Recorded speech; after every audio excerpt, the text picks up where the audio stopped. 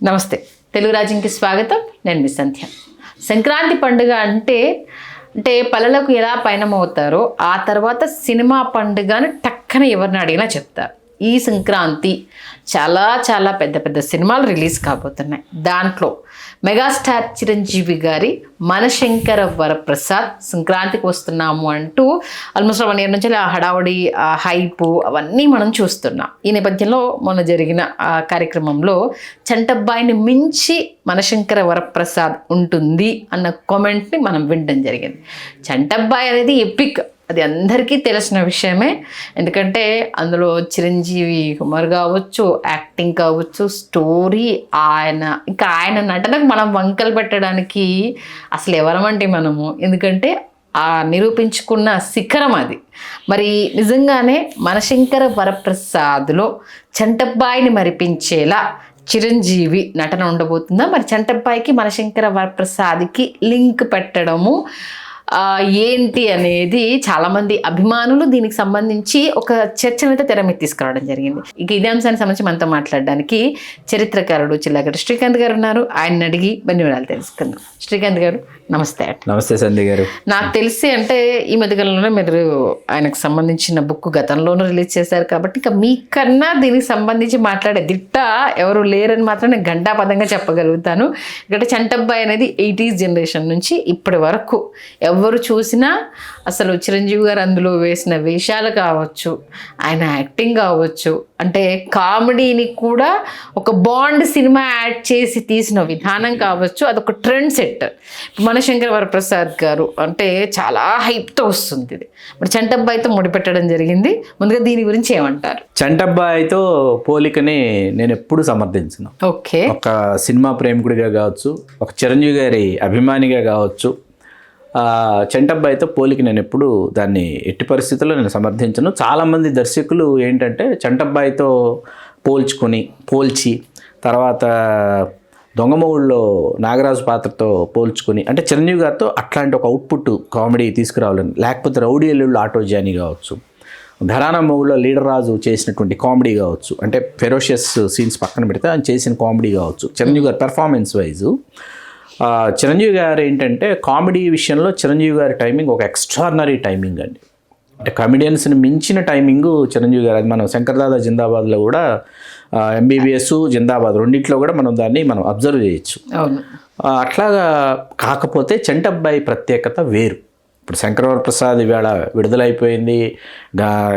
దానికి సంబంధించినటువంటి వివిధ విధాల రేటింగ్స్, రివ్యూలు వస్తున్న నేపథ్యంలో కాసేపు దాని పక్కన పెడితే మనం చంటబ్బాయి గురించి వాళ్ళు ప్రీ రిలీజ్ ఈవెంట్లో మాట్లాడారు. ఇవాళ విడుదలైన తర్వాత కొంతమంది ప్రేక్షకుల అభిమానులు కూడా దాన్ని తీసుకొచ్చారు, ఆ సామ్యం తీసుకొస్తే ఇక్కడ ఏంటంటే for your kind information, Chantabbai ఏంటంటే నవలను ఆధారంగా చేసుకొని తీసిన సినిమా. అవును.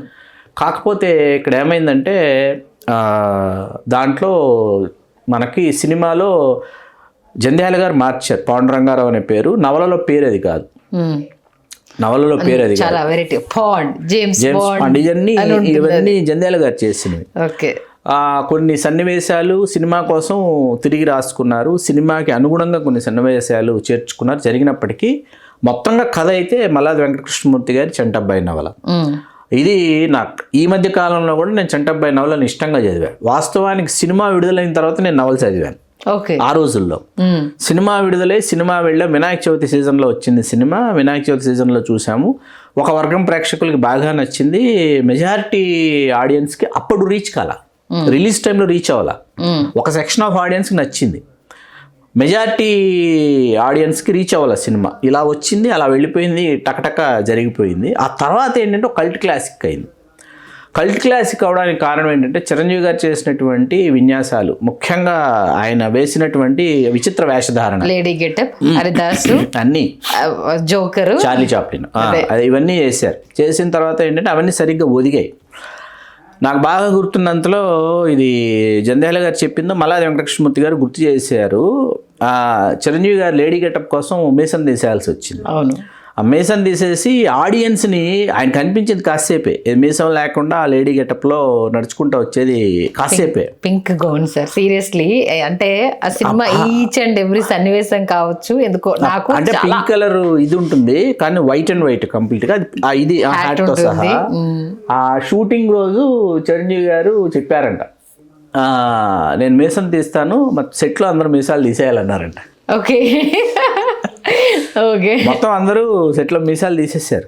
ఓకే మొత్తం అందరూ మీసాలు తీసేసిన తర్వాత మీరు ఇప్పటికి వేళకి చూస్తే ఏ ఇయర్ లో సార్ ఇది? 1987. ఓకే 87. ఆ టైంలో మీకు ఆ చిరంజీవి గారు ఏంటంటే మీసం లేకుండా చిరంజీవి గారిని చూపించాలంటే ఆడియన్స్ ఇబ్బంది పడతారేమో అని జ్యోతిచిత్రో సితారో చిరంజీవి గారు మీసం లేకుండా ఒక కెమెరా పట్టుకుని ఫోటో తీస్తున్నట్టు కవర్ పేజ్ కూడా ప్రింట్ చేశారు అలవాటు చేయడానికి. ముందే రిలీజ్ ఫ్యాన్స్ మామూలుగా ఫ్యాన్స్ కాదు కదా అప్పుడు పరిస్థితి. ఆడియన్స్ పక్కన పెడితే ఫ్యాన్స్ పాయింట్ ఆఫ్ వ్యూ ఒకటి ఉంటుంది, వాళ్ళని మెంటల్గా ప్రిపేర్ చేయడానికి ముందుగా ఒక కవర్ పేజ్ రిలీజ్ చేశారు. ఓకే అయిన తర్వాత నా దగ్గర ఒక రేర్ స్టిల్ ఉంటుంది, మీకు చాలా రేర్ స్టిల్, చాలా ఎవరు చూడని ఒక స్టిల్ నా దగ్గర ఉంది, అది రివీల్ చేస్తాను త్వరలో చిరంజీవి గారిది మళ్ళీ ఇంకో పుస్తకం వస్తుంది కాబట్టి దాంట్లో రివీల్ చేద్దామని ఆగా. ఓకే చంటబ్బాయి సినిమా చూసేసి తర్వాత నవల ఎప్పుడు లెండింగ్ లైబ్రరీకి వెళ్ళినా ఆ నవల చదవట్లా, చూసేసాం సినిమా చూసాం కదా అని పక్కన పెడతంటే ఆ లైబ్రరీ వాళ్ళు అన్నారు, లేదు సినిమాకి నవలకు సంబంధం ఉండదు, నవల చదువు చాలా బాగుంటుంది అన్నారు. నవల చదివాను, నవల చదివేసిన తర్వాత క్లైమాక్స్ కదిపి కుదిపేస్తుంది, ఒక ఎక్స్ట్రాడినరీ క్లైమాక్స్. నవలలో సినిమాలో లేదు, సినిమాలో క్లైమాక్స్ అది కాదు, నవలలో క్లైమాక్స్ చదివేసి ఆల్మోస్ట్ వాళ్ళు ఆ క్లైమాక్స్ చదువుతున్నప్పుడు ఏమవుతుందంటే తెలియకుండా ఏడుస్తాం, వెక్కి ఏడుస్తాం, తెలియకుండా వెక్కి ఏడిచేస్తాం క్లైమాక్స్ చదివేసిన తర్వాత. ఇది ఎప్పటికైనా ఎవరిని అడగాలి, సినిమాలో ఈ క్లైమాక్స్ ఎందుకు లేదు, నవల్లో ఈ క్లైమాక్స్ ఎందుకు ఉందని అడిగితే క్లైమాక్స్ ఎవరిని అడగాలి, జంధ్యాల గారినైనా అడగాలి, మల్లాది వెంకటకృష్ణమూర్తి గారినైనా అడగాలి. కొన్ని సంవత్సరాలు కాలప్రవాహంలో కొన్ని సంవత్సరాలు కరిగిపోయిన తర్వాత జంధ్యాల గారు మరణించడం జరిగింది. మల్లాది వెంకటకృష్ణమూర్తి గారితో చాలా నేను ఆయన అభిమానిని కాబట్టి ఆయన హైదరాబాద్కి వచ్చి ఆయన కలవడం జరిగింది. కలిసిన తర్వాత నేను ఆయన మొట్టమొదట అడిగింది చంటబ్బాయి క్లైమాక్స్ గురించి అడిగాను. ఓకే నవలలో ఉన్న క్లైమాక్స్ ఎందుకు సినిమాలో లేదు అంటే ఆయన కాసేపు చెప్పడానికి తటపటాయించి తర్వాత అన్నారు నాతోనే ఏమన్నారంటే, యాజ్ ఇట్ ఈజ్ నవల్లో ఉన్న క్లైమాక్సే సినిమాలో కూడా ఉండాలని రాసేసుకున్నాం, ఫిక్స్ అయిపోయాం. ముందు నేను జంధ్యాల గారు ఫిక్స్ అయిపోయాము, చేస్తే ఈ క్లైమాక్సే చేయాలి, ఈ క్లైమాక్స్ చేయకపోతే అసలు సినిమా ఆడదు, ఇదే క్లైమాక్స్ కావాలని ఫిక్స్ అయిపోయి, ఆ క్లైమాక్స్ ఏంటంటే ఈ డిటెక్టివ్ ఎవరైతే ఉంటారో ఈ డిటెక్టివ్ చంటబ్బాయిని వెతుక్కుంటూ వెళ్తాడు, వెతుక్కుంటూ వెళ్ళిన తర్వాత నిజంగా చంటబ్బాయిని కలుస్తాడు క్లైమాక్స్లో. ఓకే అంటే క్లైమాక్స్లో ఇతను కాదు దీంట్లో ఏంటంటే చంటబ్బాయి చిరంజీవి, సినిమాలో నవలలో కాదు. ఇతను నిజంగా వెళ్ళి చంటబ్బాయిని రీచ్ అవుతాడు. రీచ్ అయిన తర్వాత చంటబ్బాయి ఎక్కడుంటాడంటే జైల్లో ఉంటాడు, అతని ఉరిశిక్ష విధించుంటారు, రాష్ట్రపతి క్షమాభిక్ష కూడా దొరకదు. అటువంటి పరిస్థితుల్లో అతను వెళ్ళిపోయి ఇంట్లో నుంచి అతను ఎక్కడో ఒకటి పెరిగి పెద్దవాడే ఒక ప్రేమ వ్యవహారంలో చిక్కుకొని ఆ అమ్మాయి ఆత్మహత్య చేసుకుంటుంది, ఆ అమ్మాయిని ఇతనే హత్య చేశాడని చెప్పి చిత్రీకరించుంటారు, ఇతనికి ఉరిశిక్ష పడి ఉంటుంది. ఇంకా 4 రోజుల్లో ఉరి తీస్తారనగా ఇతను కలుస్తాడు డిటెక్టివ్ వెళ్ళి కలిసి మనకు చాలా చాలా బాధాకరంగా ఉంటుంది ఆ క్లైమాక్స్. అతను చెప్తాడు అతని పాయింట్ ఆఫ్ వ్యూలో, అతను మొత్తం జరిగిందంతా చెప్పి, ఇంతకాలానికైనా నా కన్న తండ్రి నన్ను చూడాలనుకున్నాడు, అదే నాకు ఈ సంతృప్తితో చచ్చిపోతాను నేను, ఇట్లా జరిగింది, ఇట్లా నీ కొడుక్కి ఉరిశిక్ష పడింది, వాడు చచ్చిపోయాడని ఎప్పటికీ మా నాన్నకు చెప్పకండి అని ప్రామిస్ తీసుకుంటాడు. తీసుకుని దొరకలేదు ఈ కేసులో నేను విఫలమయ్యానని చెప్పి మీరు చెప్పండి అని చెప్తాడు. ఇది క్లైమాక్స్. ఈ క్లైమాక్స్లో ఈ ఉరిశిక్ష పడ్డ పాత్ర ఏ చంటబ్బాయి టైటిల్ ఉందో ఆ టైటిల్ రోల్ కమల్ హాసన్ గారి చేత చేయించాలని ₹1,00,000 ఒక రోజుకి రెమ్యునరేషన్ కూడా కమల్ హాసన్ గారి కోసం మాట్లాడారు.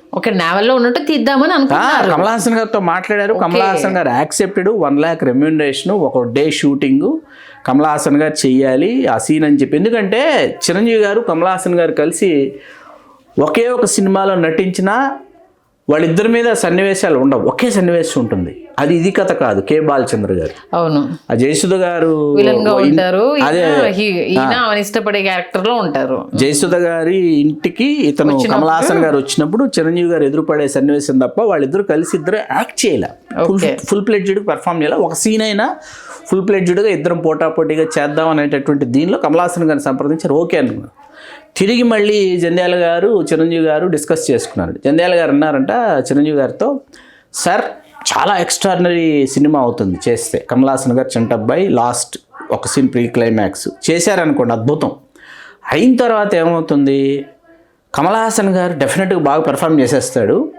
మొత్తం ఇంతవరకు మీరు చేసిందంతా ఒకవైపు వెళ్ళిపోయి కమల్ హాసన్ గారు చేసింది ఇంకొక వైపుకి వెళ్ళిపోయి ఆయనకు వచ్చేస్తుంది సార్ పేరంతా. కమల్ హాసన్ గారు అట్లాంటి దాంట్లో తిట్టండి, అది తెలిసిన విషయం. అది మన మూండ్రామ్ పిరై వసంత కోకిల్ చూస్తే సినిమా అంతా శ్రీదేవి గారు పెర్ఫామ్ చేస్తే క్లైమాక్స్ లో వచ్చేసరికి కమల్ హాసన్ గారు రైల్వే స్టేషన్ లో చేసే పెర్ఫార్మెన్స్ తో ఆయనకు ఉత్తమ నటుడు అవార్డు, ఆయన ఫిల్మ్ఫేర్ పురస్కారం ఆయనకు వచ్చింది. ఏడవని వాళ్ళు అట్లా అయిపోతుంది సార్, నాకెందుకో కొడుతుంది మరి క్లైమాక్స్ ఏం చేద్దాం. చిరంజీవి గారు కూడా ఫిక్స్ అయి ఉన్నారు కమల్ హాసన్ అని. ఓకే, చిరంజీవి గారికి తనతో కలిసి యాక్ట్ చేయాలని ఉంది.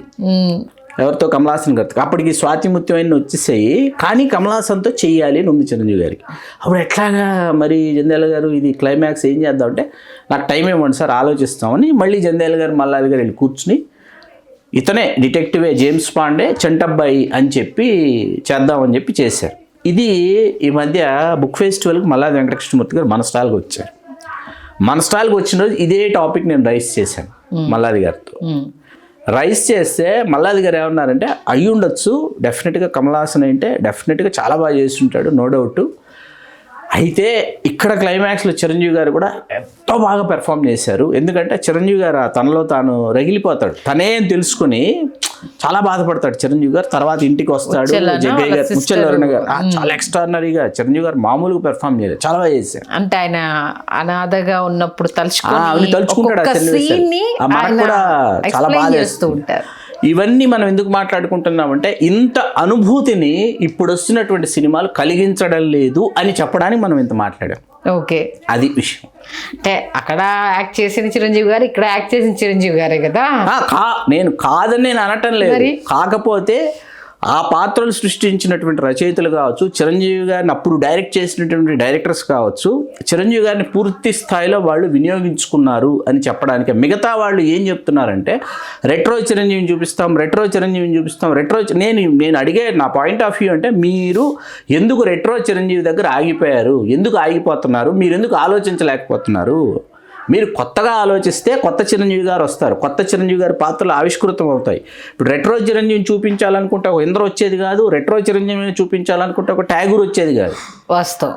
మీరు రెట్రో చిరంజీవిని చూపించాలనుకుంటే 100% ఒక ఇంద్ర కానీ ఒక ట్యాగూర్ కానీ 100% వచ్చేవి కాదు, క్రియేట్ అయ్యేవి కాదు.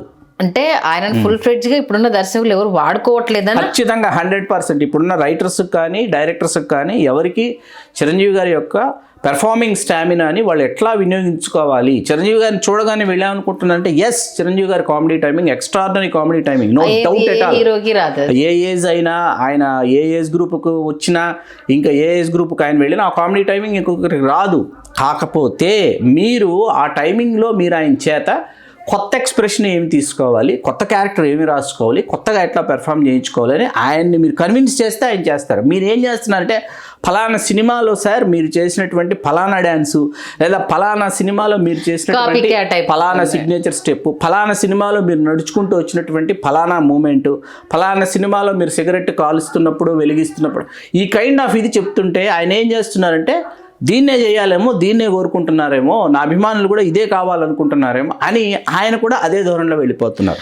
తప్ప అయింది కాదండి, చిరంజీవి గారు తప్పు కానే కాదు. ఇప్పుడు ఒక పీక్ టైంలో, ఒక పీక్ మూమెంట్లో ఆయన్ని భారవి గారు వీళ్ళు వెళ్ళి శ్రీమంజునాథ స్క్రిప్ట్ చెప్పి కన్విన్స్ చేశారు చిరంజీవి గారి. ఒక ట్రాన్స్ఫార్మింగ్ టైం అది. ఎందుకంటే మృగరాజు రిలీజ్ అయ్యి చాలా అది డిజాస్ట్రస్ దీనిలోకి వెళ్ళిన తర్వాత ఏంటంటే, చిరంజీవి గారి దగ్గరికి వెళ్ళి వీళ్ళు శ్రీమంజునాథ చెప్తే, చిరంజీవి గారు అప్పుడు శ్రీమంజునాథ ఆయన చేసింది ఏంటి, అర్జున్ గారి హీరో అందులో, చిరంజీవి గారు దేవుడి పాత్రతో పాటు ఒక 5 విభిన్నమైనటువంటి గెటప్స్ చిరంజీవి గారు అందులో వేశారు. ఆ టైంకి అద్భుతమైన గెటప్స్ వేశారు చిరంజీవి గారు. ఎందుకు వేశారు, ఆయన కన్విన్స్ చేసినటువంటి విధానం. రైటర్ జేకే భారవి గారు వెళ్ళి ఆయన కన్విన్స్ చేసి, మీరు ఇట్లా చేస్తే బాగుంటుందంటే, ఎస్ నేను మళ్ళీ ఇంకొకసారి దేవుడిగా కనిపిస్తే బాగుంటుంది. భిక్షగాడి వేషంలో మరి ఆయనను చూసినప్పుడు అద్భుతం కదా అసలు. అద్భుతం అది అసలు. మరి జంగమదేవరా వచ్చినప్పుడు నెత్తి మీద జంగమదేవరా సౌందర్య గారి దగ్గరికి వచ్చినప్పుడు సంతాన ప్రాప్తికి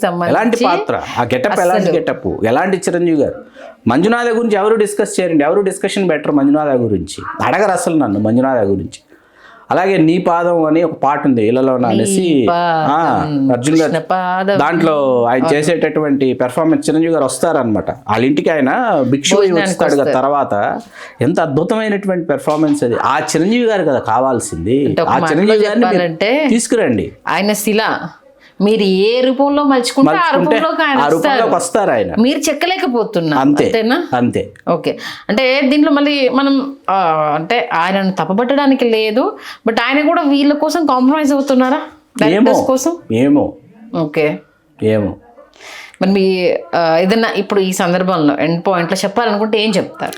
మొట్టమొదటిసారి తండ్రిని ప్రొడ్యూస్ చేసింది కూతురు సుస్మితా కొణిదెల గారు. ఆ ప్రొడ్యూస్ చేసిన సుస్మితా కొణిదెల గారు గోల్డ్ బాక్స్ ఎంటర్టైన్మెంట్ కావచ్చు, అట్లాగే సాహు గార్పటి యువ నిర్మాత. వీళ్ళు ఏంటంటే చిరంజీవి గారిని వాళ్ళు అట్లా ప్రజెంట్ చేద్దాము అని అనుకున్నారు. అట్లా ప్రజెంట్ చేశారు. ఖచ్చితంగా సుస్మితా కొణిదెల గారు మరిన్ని విజయాలు సాధించాలని, నిర్మాత్రిగా ఆవిడ ఎవరూ ఊహించినటువంటి అత్యున్నతమైనటువంటి స్థానాన్ని ఆవిడ సాధించాలని, తండ్రికి తగ్గ తనయ్య మాత్రమే కాదు తండ్రిని మించిన తనయ్యగా ఆవిడ నిర్మాత్రిగా ఆవిడ రూపుదాల్చాలని, భవిష్యత్తులో మరిన్ని విజయవంతమైన చిత్రాలు ఫ్యామిలీలోని అందరు ఫ్యామిలీ మెంబర్స్తో ఆవిడ నిర్మించాలని మనస్ఫూర్తిగా నేను కోరుకుంటున్నాను. డైరెక్టర్స్కి ఏదైనా చెప్పాలనుకుంటే అప్కమింగ్ మూవీస్ ఇంకా చిరంజీవి గారి చాలా రాబోతున్నాయి. అది మనం ఇంకో టాపిక్ చేద్దాం. అంతే అంటే రసవత్తరమైన టాపిక్ చేయొచ్చు. ఓకే. థ్యాంక్ యూ శ్రీకాంత్ గారు. చంటబ్బాయి సంబంధించి మీరు కూడా ఒక్కసారి నాకు నేను అప్పటికి ఇంకా మేము పుట్టలేదు, దాన్ని మాకు టీవీలో చూసి అదృష్టం వచ్చింది. అది అందుకే కల్ట్ క్లాసిక్ అయింది అది. ఎందుకంటే కల్ట్ క్లాసిక్ అయింది అది. ఇవాళకి కల్ట్ క్లాసిక్ మీకు. ఓకే. ఆ సినిమాకి నేను పెద్ద ఫ్యాన్. అందుకే నాకు ఒక్కొక్క క్యారెక్టర్ అందులో సుధాకర్ గారు కావచ్చు, చంద్రమోహన్ గారు కావచ్చు, ఈవెన్ కమెడియన్ మన శ్రీలక్ష్మి గారు, నన్ను కవి కాదన్న వాళ్ళను కత్తితో అసలు ఒక్కొక్క క్యారెక్టర్. అవి నవల్లో కూడా ఉన్నాయి. అవి సినిమా కోసం రాసుకుంది కాదు, అది మల్లాది వెంకటకృష్ణమూర్తి గారు నవల్లో రాశారు అవన్నీ. నాకు మాత్రం పర్సనల్గా చంటబ్బాయి సినిమాలో అప్పటికి ఇప్పటికీ ఎప్పటికీ నాకు గుర్తుండిపోయే సన్నివేశాలు అల్లు అరవింద్ గారు చిరంజీవి గారిని వెంటాడి ఆ తర్వాత వాళ్ళిద్దరు ఫైట్ చేస్తున్నటువంటి మూమెంట్స్ నాకు చాలా ఇష్టం. పర్సనల్గా నాకు చాలా ఇష్టం. నాకు ముందే రేపు ఎవరైనా అటాక్ చేస్తే ఎట్లా ఉంటుంది అనేసి అసలు ఎంత అమాయకంగా అల్లు అరవింద్ గారు యాక్ట్ చేసిన విధానం కావచ్చు, ఆ పరుపులో చిక్కుకుపోవడము, ఫోన్ వచ్చినప్పుడు నేను గొంతు పట్టుకొని బాస్ ఫోన్ వచ్చిందని ఇవ్వడము, మా ఈ జనరేషన్ 90s కిడ్స్కి కూడా అది గుర్తుండడం అని మామూలు విషయం కాదు. నిజంగా మీరు అది చెప్తూ ఉంటే ఒక్కొక్క సీన్ నేను చూస్తున్నాను. సీరియస్లీ చాలా మంచి అనుభూతి నాకు కూడా మీరు ఇచ్చేది శ్రీకాంత్ గారు. ఎందుకంటే ఒక్కొక్క క్యారెక్టర్ కావచ్చు, సుహాసిని గారి యాక్టింగ్, ఆ ఫోన్ జ్వాల క్యారెక్టర్, ఆ ఫోన్ది, ఆయన డ్రెస్ వేసుకున్నప్పుడు అది చిరిగిపోయినప్పుడు అవును ఇంట్రాగేట్ చేయాలని చిటికలేసినప్పుడు, సత్యవేల్ గారి కామెడీ టైమింగ్ కావచ్చు, ఒక్కొక్క క్యారెక్టర్ ఒక్కొక్క అద్భుతం. అది వెళ్ళి 555 సిగరెట్ ప్యాకెట్ మా ఇద్దరికి కాఫీ పట్టంటే డబ్బులు ఇవ్వండి అంటే బిల్లు ఇవ్వలేదండి అక్కడ. ఇప్పుడు వెళ్ళమంటాను వాడు అడుగుతున్నాడు అనేసి ప్రతి ఒక్కటి చాలా చాలా జనరలైజ్గా మనం కూర్చొని మాట్లాడుకుంటే ఎలా ఉంటాయో అంత న్యాచురల్గా తీశారు. చాలా మరొక్కసారి చంటబ్బాయిని గుర్తు చేసి మన ప్రేక్షకులను కూడా ఒక సీన్స్ని ఆ లోకంలోకి తీసుకెళ్లారు. నిజంగా చాలా చాలా ధన్యవాదాలు. హలో, తెలుగు రాజ్యం ఛానల్ చూస్తున్నారా? సామాజిక రాజకీయ జీవన చిత్రణే తెలుగు రాజ్యం. అతిశయోక్తులు అసత్యాలు ఉండవు. రాజకీయ కోణం కాదు, ప్రజా కోణమే కొలబద్ద. తెలుగు రాజ్యం వీక్షణ మీ ఉత్తమ అభిరుచికి నిదర్శనం.